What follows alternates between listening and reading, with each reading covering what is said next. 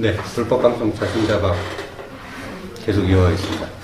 서희연 전 총무원장 부활했습니다. 순정만 회복이 된 게 아니라 대종사라는 조계종단의 최고의 법계까지 받으면서 사실상 종단의 최고의 반열에 오르는 그런 상황을 맞고 있죠. 부활이라는 게 사실 기독교에서나 볼 수 있는 일이었는데 조계종에서도 부활이 가능했다라는 게 참 아이러니한 부분이 있습니다. 이 서희연 전 총무원장을 부활시키기 위한 노력은 자승 전 총무원장 시절, 현직 시절에 있었죠. 물론 사부대중의 이견과 반대들이 심했습니다. 그래서 사부대중위원회라는 걸 통해서 이 서희연 재심 문제를 논의하기로 했었죠.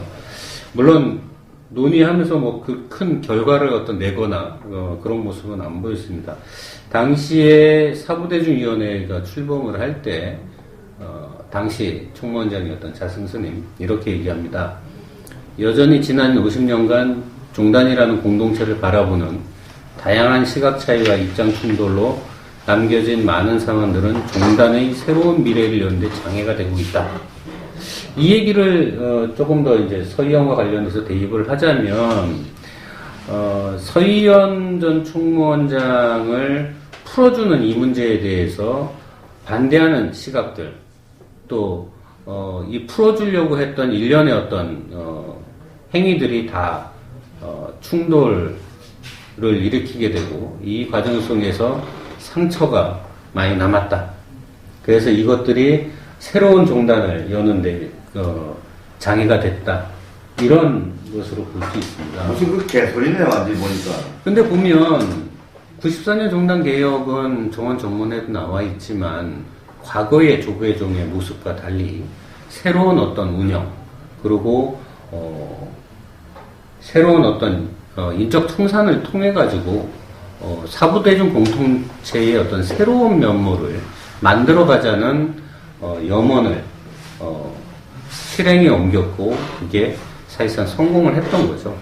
하지만 그 이후에 보면 조계종의 모습은 개혁 정신, 소위 말하는 94년 종단개혁의 정신을 차츰차츰 잃어가는 그런 모습이 보여졌고 이런 모습들이 쌓여가면 쌓여갈수록 서희연 전 총무원장의 부활의 가능성이 더 높아진 것 아닌가 이런 생각도 좀 해보게 됩니다. 그러니까 부활은요 진짜 좋은 뜻으로 살아가는 거잖아요. 이거는 참여한 것도 아니고 고해성사를 한 것도 아니고 용서를 빈 것도 아니고 뭘 그런데 그냥 뭐 힘으로 한 거잖아요. 그러면 그렇게 말하자면 성적 사면 복권을 시키는 그 권력을 가진 자가 있는 거죠. 자승이죠, 자승. 네, 네, 그러니까 결국은 뭐 자승. 그러니까 그건 똑같으니까 하는 거지. 정상적인 생각을 가진 성렬하면은 그 조계종의 그 총무장이나 이런 위치에 있다면은 그게 이 사면 복권이 가능한 거 아니잖아요. 저도 이제 교계에서 어쨌든 94년 이후에 이제 교계 기자 생활을 했고 지금까지 뭐 밥벌이를 여기서 하고 있지만 가장 그 의문이 드는 것 중에 하나가 그거였습니다. 서희연 전 총무원장이 도대체 어떤 인물이고 그와 조계종의 여러 스님들이 어떤 관계를 맺고 있길래 모든 총무원장들이 당선하고 나면 대화합 조치라는 이름으로 서희연 풀어주기 위해서 여러 가지 애쓰는 모습들이 있거든요. 도대체 서희연 총무원장이 뭐길래 이렇게까지 나설까? 지금 하신 말씀에 사실은 답이 있어요. 뭐냐면은 이 자승 총무원장이 2009년도에 처음 총무원장이 될 때 그때는 종단 정치 파벌들이 연합해서 추대를 해준 거거든요. 당시는 자승 총무원장이 자기 세력이라고 할 만한 것이 그렇게 보잘것 없었습니다. 그렇게 됐는데 그러다 2013년도에 재임에 도전을 하게 되죠. 재임에 도전을 하게 되는데 사실은 재임 안 나서겠다고 했다가 약속을 번복한 거기 때문에 그 내외의 많은 비판을 받았습니다. 그렇지만 재임에 당당하게 성공을 해요. 근데 그때는 뭐냐면은 여러 파벌이 밀어준 게 아니라 자기가 그동안 4년 동안 만들어온 자기 파벌, 자기 실력으로 재임에 성공하는 거거든요. 그리고 나서 종원 개정안을 갖다가 종에다 부의를 합니다. 재임한 이후에. 근데 종원 개정안에 그 128조에 대한 그 멸빈자 사면 문제가 들어있었는데 이게 종에서 부결이 돼요. 당시 그 본인이 총무원장에 당선될 정도로 종단 정치적으로 세력이 있고 힘이 있었다고 생각했음에도 불구하고 종회에서 이건 아니다 그러고 종회의원들이 반기를 들어버리는 거예요. 이건 너무 심하다. 예. 그 뭐냐면은 당시 그 동화사를 중심으로 이 대구 경북 지역에 나름 상당한 세력을 가지고 있던 서희영한테 선거 때 미약을 한 거죠. 내가 내 재임을 당신이 지지를 해준다면은 나는 당신의 사면복권을 위해서 내 정치력을 발휘하겠다. 그런데 이 정치력이 종회라는 벽에 부딪혀서 깨져버린 겁니다. 그러면서 종도들의 어떤 정서를 갖다가 자신을 읽은 거죠. 그리고 나니까 아 이거 안 되겠다 이런 전공법으로 가다가는 종회의원들도 여기저기 눈치 보는 거 많으니까 그래가지고 이른바 편법으로 돌아간 것이 당시 동화사 주지인 성문 스님을 앞장 세워가지고 재심 호계원에다가 절차상의 문제를 갖다가 제기를 해가지고 그때 이제 자광 스님 재심 호계위원장으로서 그 공권정지 3년으로 바꾸는 방식을 갖다 뚫었던 거고요. 저는 정말 위험한 거는 그리고 나서 자승 총무원장은 임기를 2번 했으니까 이제 끝나고 나갔거든요. 그렇지만 지금은 우리가 이제 강남 총무원장이라고 얘기를 하지만은 이 강남 총무원장도 아니에요. 현직에 있을 때보다 훨씬 더 막강한 권력을 지금 종단에 행사하고 있는 겁니다. 이제는 자기가 현직에 있을 때도 제어하지 못한 중앙종회가 만장일치로 이걸 뚫어준다니까요. 이게 더 무서운 겁니다. 감히 누구도 여기에 뭐가 좀 문제가 있는 것 같아요라고 그 부정적인 비판적인 발언을 할 수 없는 상황을 갖다가 그만큼 완벽하게 이제 자승 1인 체제로 이제 세팅을 해놨다는 얘기죠. 지금의 이 문제가 풀어나가는 데 있어서 지금 현직 총무원장은 어디 보이기나 합니까? 존재감도 없어요. 예. 조금 보면 그 사부대중위원회를 만들어서 이제 서희연 재심 파동에 대해서 재논의를 이제 하는데요. 결국 거기서 이제 처리 방안을 갖다가 논의해서 협의한 게 첫 번째가 이제 서희연 전 총무원장 재심 결정을 무효화하는 조치를 취하기로 했고요. 그리고 멸빈 제도를 좀 수기해서 제도 개선안을 마련하자. 그리고 또 현재 조계종의 사법제도 문제점에 살펴서 제도 개선안을 마련하고 또 멸빈자의 사면 여부는 종도들의 공의를 모아서 종원종법에 맞게 합법적 절차에 따라 진행한다 라고 하면서 협의를 합니다. 근데 결국은 이렇게 협의가 나오는 이유는 당시에 재심 절차를 밟는 과정과 그리고 재심 결정까지 내려지는 것들이 종원종법에 맞지 않는 불법적인 절차에 따라 진행했다라는 것을 의미한다고 저는 보고요. 그러니까 그런 결정, 사법대중 회의에서 그런 이제 결정을 내린 거는 사실은 눈 가리고 아웅한 거죠. 그렇죠. 예. 그거를 주도한 게 교국 94년 주역 중에 하나인 도법 스님 아닙니까? 그러면은 도법 스님은 사실은 그 당시에 많은 우리 대중들, 불교 대중들이 승속을 스님이나 속인이나 그래도 이거 사면복권 시켜주는 거는 이건 우리 조계종단의 정체성을 흔드는 거다 라고 하니까 자승은 그거를 이제 사부대중회의에 붙인 거고 네? 붙이니까 도법은 아주 자승의 의도에 충실하게 그 회의 결과가 불가하다 이렇게 나온 게 아니에요. 그냥 불가하다 이렇게 나온 게 아니고 아주 도로뭉실하게 협의했다 이런 식으로 발표했죠. 도법은 자승의 부역자로서의 역할을 아주 충실히 한 거죠. 그래서 지금까지도 잘 먹고 잘 사는지 그건 잘 모르겠는데 실상사가 있다고 하는데 그 부분을 좀 얘기를 좀 진행을 해야 될 것 같아요. 그러니까 94년 종단개혁 인적 청산의 아주 대표적인 상징이 서희연 전 총무원장에 대한 멸빈이었고 또 그 멸빈을 시키는 개혁회의를 이끌었던 대표적인 인물이 도법스님이죠. 근데 사부대중위원회에서 좀 전에 말씀드린 그런 멸빈을 재심 결정을 갖다가 취소하기로 하는 그런 협의까지 했음에도 불구하고 한 2달 정도죠. 2달 후인 2016년이죠. 잠시만요. 2016년 8월 26일 날 이날 갑자기 서희연 전 총무원장을 풀어주기 위한 새로운 쇼를 갖다가 3차 대중공사에서 이제 하려고 진행을 합니다. 이게 뭐냐면 서희연 총무원장이 참회문을 이 대중공사에 참석을 해서 발표하려고 시도를 했다가요. 무산이 되는데 참 재밌었던 게 이 참회문 발표를 진행했던 사람이 바로 도법스님이었습니다. 그러니까 도법스님은 앞에서는 그거를 뭐 풀어주면 안 된다는 식으로 그런 뉘앙스를 핑기고 뒤로는 자승하고 이쪽하고 짜고 그리고 네. 풀어주는 작업 그 프로세스를 진행하는 하나의 바람막이 역할을 한 게 바로 도업이죠. 그러면 94년도에 자기가 그렇게 그 개혁에 앞장서 놓고 이제 와서 다시 94년 개혁을 되돌리려고 하는 그 부역자 노릇을 한 게 도법 아닙니까? 도법스님이 94년 개혁의 주역이었다. 그렇게 볼 수도 있습니다. 그러나 사실은 관련하신 분들 얘기로는 도법스님은 처음에 94년 중단 개혁에서 처음에 좀 회의적이었어요. 성공하겠느냐. 그럼 이제 본색이 이번에 드러난 거고. 예, 그리고 언론이나 이런데 계속 도법스님 이름이 뜨는 거는 94년 개혁 하기 전에 선후도량을 갖다가 조직을 새로 만들 때 그때 도법스님을 대표로 띄워요.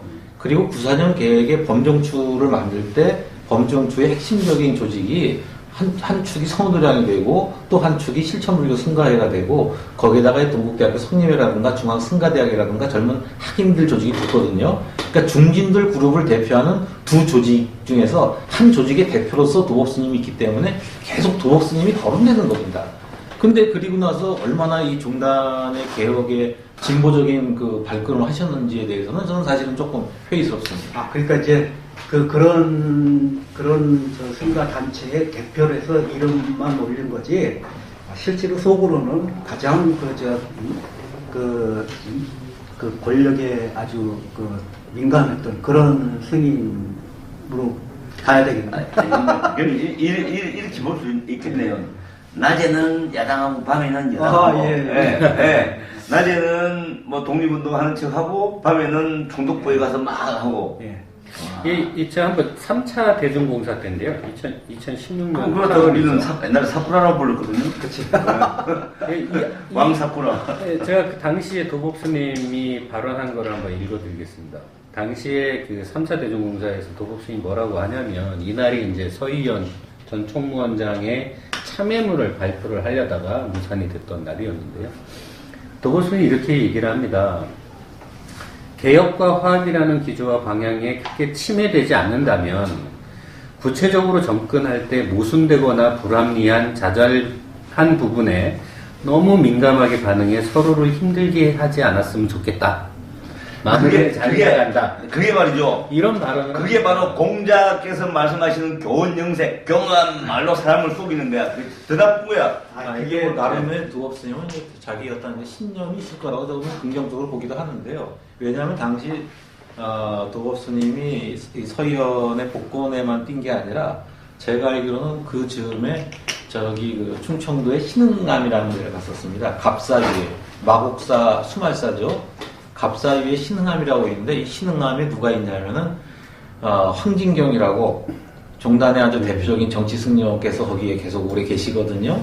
거기를 도업스님이 찾아가가지고 이 멸빈자들 사면에 대한 것이 종단적으로 무르익고 있다라는 어떤 긍정적인 메시지를 주고 간 모양입니다. 그래서 황진경 스님이 상당 기간 그거 기대하면서 기다리고 있었다라는 그런 얘기를 제가 들은 바가 있습니다. 제가 들은 얘기하고는 틀린데요. 황진경 선생님이 나는 이 종단 떠난 지가 오래됐는데 내가 무슨 뭐 사면복권 되든 안 되든 나는 그냥 스님으로 살고 있는데 난 괜찮습니다. 뭐 이렇게 얘기했다고 들었거든요. 앞에서 그렇게 얘기하고 뒤로는 은재 소식이 오나 그러고. 저는 의문이라기보다 이게 그러면은 그 멜빈을 이렇게 성적을 연구박사할 정도면 이미 그 범죄 행위가 그럴만하니까 한 거잖아요. 네. 예. 그러면은 아니 그렇다고 해서 무슨 뭐 그런 그 기간 동안에 뭐 잘못을 했다고 얘기한 것도 아니고 그리고 뭐 해서 참여문을 했던 뭐 아니 참여문을 정말 참여를 진짜 참여를 한 분은 저는 그냥 절에 들어가나 산에 들어가서 어디 뭐 저작거리에서든 뭐 장소가 중요한 건 아니니까 그냥 조용히 지내고 세상을 위해서 부처님 법문을 잘 하고 이렇게 실천하면 뭐 되는 거잖아요. 뭐 참여를 내가 했다라고 하는 것도 웃기는 거고 사실 그거 웃기는 거죠 그게. 그러면은 그렇게 성적을 연구박사란 성녀를 그렇게 더군다나 도계종의 이 간판이라고 할 수 있는 이 총무원장을 그렇게 했으면 그걸 다시 사면복권을 할 때는 비슷하니까 비슷하거나 아니면은 그 행위가 그 성황룡보다 훨씬 더한 어떤 그런 범죄 행위를 한 사람만이 그거 사면복권 시켜줄 수 있는 거예요. 그렇죠. 그래서 그 자승이가 그랬다는 거 아니에요. 그죠? 자승이. 그렇지 않으면 어떻게 이게 사면복권이 되냐 말이에요. 그러니까 서희연보다 훨씬 더한 범죄 행위를 한 실력자만이 그거 해줄 수 있는 거야. 다른 사람은 그 엄두를 못 내는 거예요. 그래서 그게. 제가 아까 서희연 스님이 진짜 억울해서 그렇게 재심을 그 억울함을 풀어주기 위해서 재심을 하기로 했으면은 그러면은 그거를 사실은 제대로 그 조사를 해서 진짜 서희연 스님의 억울함을 풀어줘야 되는데 그걸 어떻게 했는지 모르잖아요. 그래서 저는 그거 재심을 할 때 저는 필요하면은 자료를 제출하려고 했었어요. 오늘 처음 하는 얘기인데 그 서희연 스님의 그 처자식에 관한 뭐 자료, 뭐 사진이라든지 그 다음에 녹취록 그거를 제가 어떻게 입수를 해서 가지고 있어서 여기서 까세요. 네. 오늘 안 가져왔어요. 그래서 그거를 그럼 오늘 방송 무효야. 비싸게 팔아요. 그래서 저는 뭐 사실 그 재심을 진짜 한다고 하면은 그거를 그 재심 호계원에 제출을 해서 이런데도 불구하고 사면 다시 해야겠다라고 다시 그러니까 멜빈이 무효라고 그렇게 해야 된다고 하면은 뭐 그때는 어쩔 수 없지 않느냐. 근데 진짜 아무도 모르게 한 것 같아요. 아무도 모르게 해서 3년 공권정지 3년으로 했는데 우리 조계종 정법에 봐도 그런 그 처자식이 있는 사람은 그거는 뭐 바로 직권 제적 아닌가요, 멜빈? 그렇죠. 예, 맞습니다. 그런데 참 얼마 전에 물러나신 분한테 이런 말씀 좀 드리는 뭐한데 똑같은 이 조계종을 다 말아잡으시는 이 자성 원장이 현직 총무원장은 뭐 언처자 이런 문제 드러나니까 자르고 내쫓고 쫓겨난대죠? 그렇죠. 94년도에 쫓겨난 거죠. 아니 우리 설정선이 쫓아내고 또 그 못지않은 그런 범죄 행위가 딱 확인돼가지고 본인도 근데 그런 분은 또 다시 사용권이 완전히 그냥 웃기는 동네잖아요. 그러니까 이제 저는 뭐 자승 그 스님이 왜 이렇게 그 말씀을 받아서 왜 이렇게 서희연 스님을 복권시켜주기로 이렇게 견마지를 다 하냐. 그 보면은 공권정지 3년이 지나고 나서 또 그 성적이 복원되는지 행정상으로 성적이 복원되는지 안 되는지를 이 공개를 안 해요. 이 총무원에서. 공개를 안 해왔죠. 네. 끝나고 나서도. 그렇게 하고, 근데 실제로 그게, 제가 알기로는 승적이 복원이 안 된 걸로 알고 있어요. 그러면은, 3년이 끝나서. 길게 얘기할 수 없고요. 예. 그러면은, 자성 강남 원장이 지금, 뭐, 강남 원장이든 아니든 타이틀과 상관없이 지금 조계종을 지금 말아 잡수시고 계신 거잖아요. 실권을 다. 그러면은 그렇게 이 3회 복권 조치를 할 때는, 예? 종회를 움직여가지고 할 때는 이유가 있을 거잖아요. 이유가. 아니, 요거 얘기하고 넘어갈게요. 그거를 관장 회의를 통해서 아니, 그러니까 마이산 금단사에서 아니, 그러니까 이유가 뭔지 제가 질문부터 먼저, 아니, 수능 시험이 아니 문제가 안 나오는데 답변부터 하면 틀려요. 그러니까 문제가 뭐냐면. 그 이유는 철호군 동생이니까. 아니니까. 아니, 하나는 얘기했잖아요. 선거공헌. 총무원장 오케이, 선거하고 오케이. 정당 권력을 행사할 때 군사를 동원을 네, 해요. 그거는 이제 교과서 시기 얘기고, 서희연 속과의 서황용, 예. 서희연 전 승려한테, 전 총무원장한테 자성이 약점을 잡혀 있거나, 혹은 서황용, 서희연 전 총무원장이 자성의 그런 군인들을 다 알고 있거나, 약점이 하나 있거나, 아니면 내가 이렇게 오늘날 이 조계종의 돈과 권력과 이 사람을 이렇게 해서 내가 이렇게 조계종에 내가 총무원장을 2번씩이나 하고 내가 물러난 뒤에도 이게 내가 총무원장이 있을 때보다 내가 더 쉽게 이 조계종을 이렇게 내가 좌지우지할 수 있는 거에 이 스승이다 이게. 자승이라는 그 종단의 권력자가 네. 자신의 권력을 유지하는 방식이 자기 혼자에 잘나서는 안 돼요. 이거는 그 집단 지도 체제입니다. 그러니까 이 패거리 문화가 돼야 돼요. 그러니까 조폭식으로 지금 하는 거잖아요. 그러니까 이 패거리에 한 패거리를 갖다가 네. 서희현이 자신의 영향력 하에 있는 걸 갖다가 같이 지분을 밀어넣고 있는 거예요. 대주주예요. 자승 권력이. 겉으로 드러나지 않을 뿐이고 그냥 이 각 지분을 갖고 있는 세력이네. 그럼요. 그리고 선거할 때 돈 받았고. 지주회사 자승의 대주주이기 때문에 그 대주주에 대한 편의를 받을 수밖에 없는 이런 거예요. 식으로 얘기가 쉽게 나오잖아요. 좀 쉽게 얘기합시다. 나는 그 부분은 좀 다르게 생각하는데, 어쨌든 그거는 이따가 이제 이거 현업됐을 때 얘기고, 내 생각은 어쨌든 자승은 그렇게 공권정지 3년이 돼서도 이게 승적 절차가, 보건 절차가 안 끝나니까. 그렇죠. 그러면 우리 서희연 스님, 서황용 스님은 얼마나 애가 타겠어요. 야, 안 된단 말이야. 그러니까 결국에는 내가 듣기로는 마이산 금당사에서 관장, 자성을 비롯한 관장들이 모여서 출인한 거예요? 군인한 거예요? 그렇게 해서 모여서 그 자리에서 행정적인 복권을 해주고 그 다음에 대종사를 주는 것까지 그 자리에서 다 이야기했다고. 그렇죠. 그러니까 그 얘기가 나오면서 바로 승려 분한 신고 접수된 거, 접수를 받아들였다는 얘기도 나왔고요. 그러고 나서 조계종 총무원이 승려 분한 신고 2차까지 하고 6월 말까지 2차 분한 신고까지 완료했음에도 불구하고 분한 신고가 몇 명이 됐는지, 누가 분한 신고를 했는지, 서희연이 분한 신고를 했다라는 것을 확인하는 그런 내용을 발표하거나 하질 않았죠.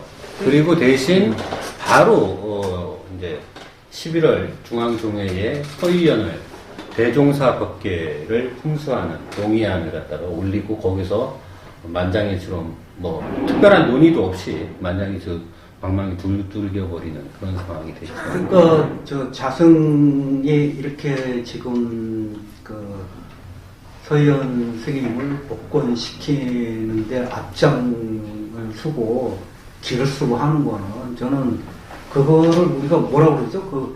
이 혁명에 대한 반혁명? 반동. 네? 반동. 네. 그래서 진짜 아까 우리가 쭉 나왔지만은 자승이 앞으로 이 조계종을 안전빵으로 먹기 위해서는 오케이. 네. 이 걸리는 그러니까 일종의 자기 방어다 이거죠. 하나씩 네, 자기 방어. 이제 딱 평정해 나가는 반대 과정에서 세력의 씨앗, 그렇죠. 반대 세력이 들어올 틈을 안 주겠다. 그래서 그 서희연 선생님도 결국은 자기가 약속을 했잖아요. 복권을 시켜주기로. 근데 그거 안 시켜주면은 이 서희연 스님이 반대 세력이 돼서 자기를 공격할 수가 있으니까 그렇게 해서 이번에는 그렇게 뭐 대종사까지 해주고 복권까지 해줬는데 그럼 앞으로 그렇게 과연 우리 자선 의도대로 그렇게 돼서 자선이 온 조계종을 다 평정을 하고 그 다음에 앞으로 자기가 생각하는 대로 불러가겠느냐. 자, 이제 두 가지 정도로 해서 좀 정리를 하면서. 아니 잠깐만요. 이제 좀 설득이 좀 이제 제가 이해돼요.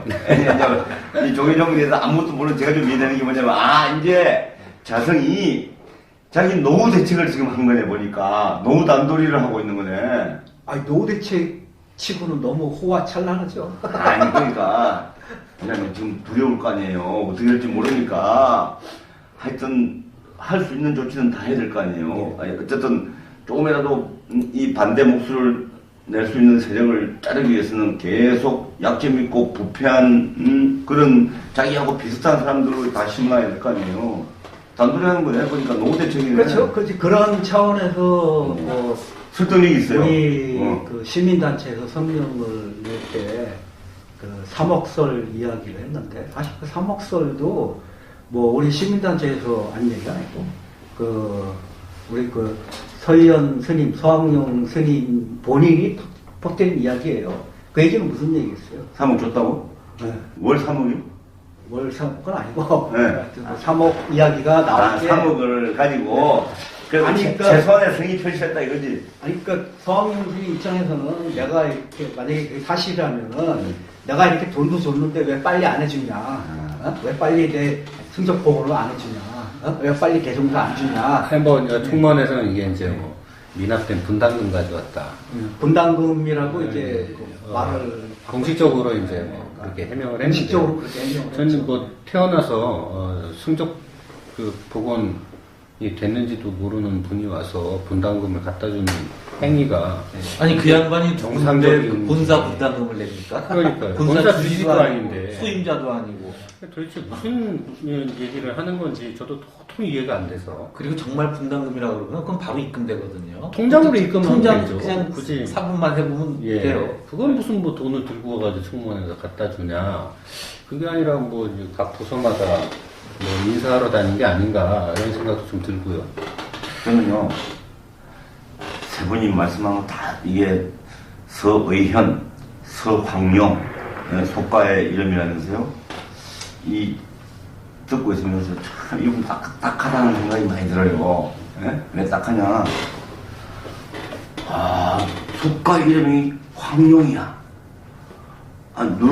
누를 황자, 용용자입니까? 네. 예. 와, 이거 어마어마한 거잖아요. 황이 노란색이잖아요. 목화, 토금수, 가운데 토, 중앙이에요, 중앙. 용중에서 중심이라는 거 아니에요? 황제를 뜻하죠. 예. 용중에서도 오룡, 가운데 최고 용이다. 그런 이름을 지었다는 것 자체가, 그러면 그는 본인 이름 바꿔야 돼요. 그는 이 말하자면 어느 분이 그런 이름을 지어줬는지 모르겠지만, 그는 교만이 하늘을 지르는 그런 이름이에요. 그런데, 아니, 그런 이름을 가지고, 나 이런 이름을 내 가지고 있어서 안 되겠다고 스님이 됐다 치면, 그러면 의해는 참 좋은 한자잖아요. 의로운 행동을, 이 금을 한자는, 금다는 뜻도 있지만은, 깊고 거하게, 네. 끝없이 깊고 넓게 그런 뜻이잖아요. 네. 그러면 의로운 행동을 부처님 말씀을 넓고 깊게 사부대중한테 정말 그런 걸 행동을 열심히 하고 최선을 다하고 그게 달할 때까지 하라는 거 아니에요. 의현이니까. 아니 그게 그런 해석도 되지만은 깐깐히 아무도 모르게 나 혼자 해먹겠다 이런 헌입장. 뭐 시커멓게 다 해먹는다. 그러면은 겉으로는 의고 속으로는 금다 이거예요? 예. 서희연 전 총무원장 제가 네. 오늘 얘기 들었는데 우리 자성 스님이 오늘 얘기 들었는데 뭐 정치권도 이 평정을 다 했다. 로비를 할 건 다 했다 그러더라고요. 그래서 근데 그거 사실은 아 잠깐만 그 본인 얘기예요? 예? 본인 얘기예요? 옆에서 나온 얘기야. 본인 얘기가 중요한 거지.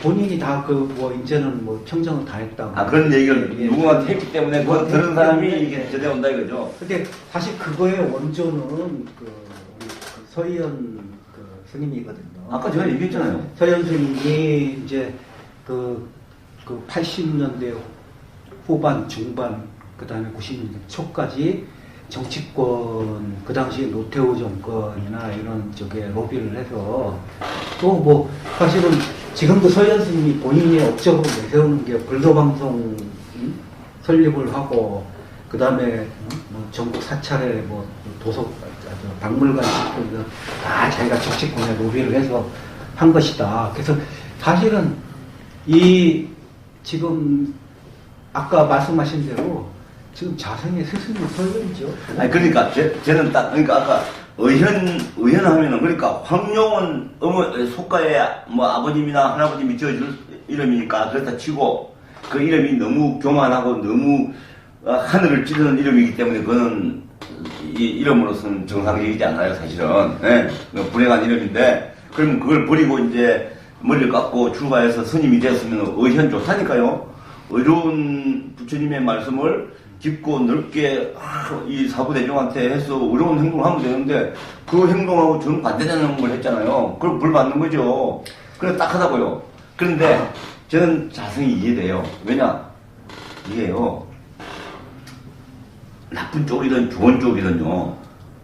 제자가 스승의 은혜에 보답하는 길이 있어요. 좋은 쪽이든 나쁜 쪽이든 제자가 스승의 은혜에 보답하는 길은 스승을 이기는 거예요.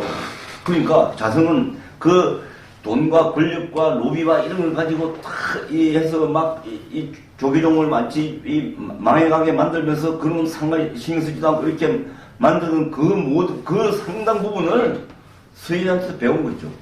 수인을 벤치마킹한 거죠. 그러니까 스승이라고 저는 보이거든요. 그러니까 스승의 은혜에 보답하는 거죠. 알겠습니다. 네. 서희연 전 총무원장 대종사 법규 품수가 이제 원로회의까지 통과가 되면서요. 불자들의 실망감이 상당합니다. 하지만 또 불자들은 또 실망감에 머무르지 않고 또 나름대로의 미래를 위한 또 서원을 하는 모습이 나왔습니다. 불자 882명이 2일날 한국불교를 다시 세우기 위한 우리의 서원이라는 글을 발표를 했고요. 잠깐만요. 제가 자꾸 말을 끊어서 죄송한데 제가 정말 몰라서 여쭤보는 거거든요. 지금 사회자께서 불자라고 할 때 거기에는 스님도 포함됩니까? 네, 스님도 일부 포함됩니다. 아니 그러니까 불자라고 하는 용어 자체에 용어제 스님도 포함됩니다. 포함되죠. 네. 그런데 그러면은 이런 일이 벌어졌는데 조계종이 안에 있는 머리 깎은 이 스님들은 왜 그 목소리가 일반인들한테는 안 들리죠? 예, 그래서 제가 지금 말씀드리려고 하는 게 그 부분입니다. 불자 882명이 이런 서원문을 발표를 했지만 이 882명에는 스님은 거의 없습니다. 물론 몇 분 계시긴 하지만요. 대부분이 94년 개혁 이후 특히 제가 불자들이 대부분이 참여를 해서 이 서원문을 발표를 했는데요. 결국은 이 서희연 전 총무원장의 문제는 스님들이 먼저 이야기를 해야 될 부분이 있습니다. 하지만 개혁 94년 종단개혁의 주체를 포함해서 소위 스님들은 본인들의 승가를 자꾸 얘기하시는데 이 승가가 서희연 전 총무원장 문제에 대해서 지금 침묵을 유지하고 있고요. 어떤 스님은 난세에는 움직이거나 말하면 안 된다. 이런 얘기까지 한다는 소식을 접하고 있습니다. 이게 상당히 제가 불자들이 분노하고 아프고 실망스럽고 그럼 뭐 하려고 머리 그럴 수밖에 깎았습니까? 없죠. 뭐 하려고 머리 깎았습니까? 이런 점에 대해서 조금 더 불자들이 앞으로 어떻게 해야 될지 882명의 불자들은 이렇게 얘기했습니다. 서희연 승적 보공과 대종사 법계 품수 원천 무효다 라고 선언하면서 한국 불교를 대중공의에 의해서 다시 세우기 위해서 공론장을 복원하는 것을 그 촉검으로 삼아 한국 불교의 미래를 준비하겠다라고 얘기를 했습니다. 이 882명의 불자들이 이야기한 것처럼 조계종이 새로운 모습으로 또 한국 불교가 새로운 미래를 만드는 어떤 발걸음, 그 발걸음의 시작과 실제적인 어떤 토대가 좀 형성되면 하는 바람으로 882명의 그 불자분들 중에 네. 스님이 거의 없다는데 그건 몇 분입니까? 그냥 이름은 안 밝히더라도 본명은 안 밝히더라도 그거 숫자는 얘기해 주세요. 뭐 숫자 몇 안 됩니다. 열 몇 분 정도라. 20명 내외. 예. 뭐 스님이 많이 참여했다고 얘기하기가 좀 어려운 상황이고요. 하나 이제 여기 이제 서희연 그다음에 구사년 종단개혁 얘기가 나오니까 요 부분은 한번 얘기하고 싶어요. 당시에 무슨 지금과 마찬가지겠지만 자신들의 잘못을 갖다가 인정하는 경우는 거의 없습니다. 잡아떼기하고 거짓말하고 그러는데 당시 무슨 일이 있었냐면 조계종 총무원 재무부의 경익계장으로 있던 그 총무원 이상규 씨가 양심선언을 합니다. 네. 총무원에서 경찰들한테 뒷돈 매겨서 밥값냈다. 깡패들 동원하는데 자금 동원했다. 그래가지고 이 어떤 증거를 갖다가 증언을 통해서 이제 오픈하면서 여론을 확 돌아서게 만든 그런 중요한 계기였거든요. 그러니까 어느 자리에 있든지 물론 이 총무원의 계장 정도는 사실 보이지도 않는 미간 말직입니다. 미간 말직이지만은 용기 있게 자신이 받아야 될 어떤 모든 불이익을 감수하고서 나온 용기 있는 사람의 증언이 있었기 때문에 94년 종단개혁이 어떤 승리의 길로 갈 수 있었던 것이거든요. 지금 이 서희현이 복권되는 이 아주 참담한 시기에 자기가 있는 자리에서 자기가 할 수 있는 만큼만 목소리를 내면 됩니다. 근데 지금 얘기했듯이 여기 신문 자료집에 등장하시는 이 수많은 스님들은 지금 다 어디가 계신지 다들 따뜻한 절 주지를 하시는지 모르겠습니다만은 그 침묵하고 있는 것은 결국엔 악을 갖다가 방조하는 일밖에 안 되거든요. 그렇죠. 예. 그러니까 어떤 조직이든 종교나 뭐 비종교를 떠나가지고 어떤 조직과 단체도 내부의 반대의 목소리가 없고 자정 능력이 없는 조직은요, 그건 망해야 되는 거예요. 그러니까 조계종은 지금 더 망해야 되는 거예요. 제가 볼 때는. 이 서희연 전 총무원장 승적 복원 그리고 대종사 법계 품수 결정까지 과정에서 이런 얘기가 나왔습니다. 서희연 총무원장 전 총무원장이 나이가 80이 넘었는데 이 나이 많은 노스님이 뭘 할 수 있겠냐? 생의 마지막을 회양하고 삶을 참여할 수 있도록 기회를 부여하자. 이런 얘기가 있었습니다. 잘 보시면 저는 뭘 할 수 있겠냐가 아니라 이미 뭘 하고 있습니다. 아마 이 뭘 하고 있는 것들이 결국은 제가불자들한테 돌아오는 몫이 아니라 결국은 스님들한테 돌아가는 일들이 발생을 할 걸로 저는 생각합니다. 이 서희연 전 총무원장의 문제, 저는 대종사 법계가 수여된다고 해서 끝나지 않고요. 아마 94년 이후에 다시 서희연 문제가 계속적으로 이어질 것이라고 생각합니다.